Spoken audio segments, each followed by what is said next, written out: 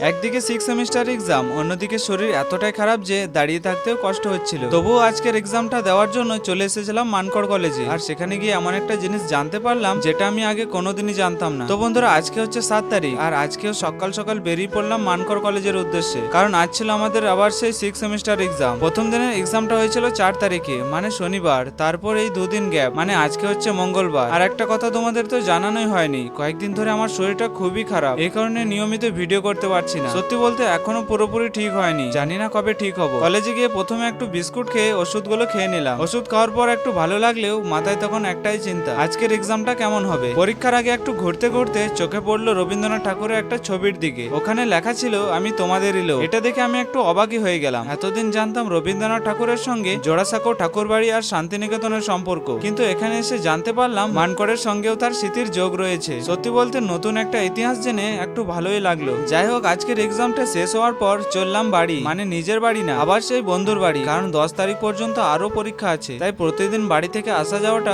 খুবই সমস্যা হবে। আসলে গুসকারা থেকে আমাদের বাড়ির দূরত্ব প্রায় 35 কিলোমিটার, তাই রোজ আসা যাওয়া করলে শরীরের উপর আরো চাপ পড়বে। তাই বাধ্য হয়ে কখনো বন্ধুর বাড়ি আবার কখনো মাসির বাড়িতেই থাকতে হয়। আশা করি আগামী কয়েকদিনের এক্সাম গুলো ভালোভাবে শেষ করব। তোমাদের কাছে আমার একটাই রিকোয়েস্ট, তোমরা আমার জন্য একটু প্রে করো যাতে আমি তাড়াতাড়ি সুস্থ হয়ে যাই আর তোমাদের জন্য ভালো ভালো ব্লগ ভিডিও নিয়ে আসতে পারি।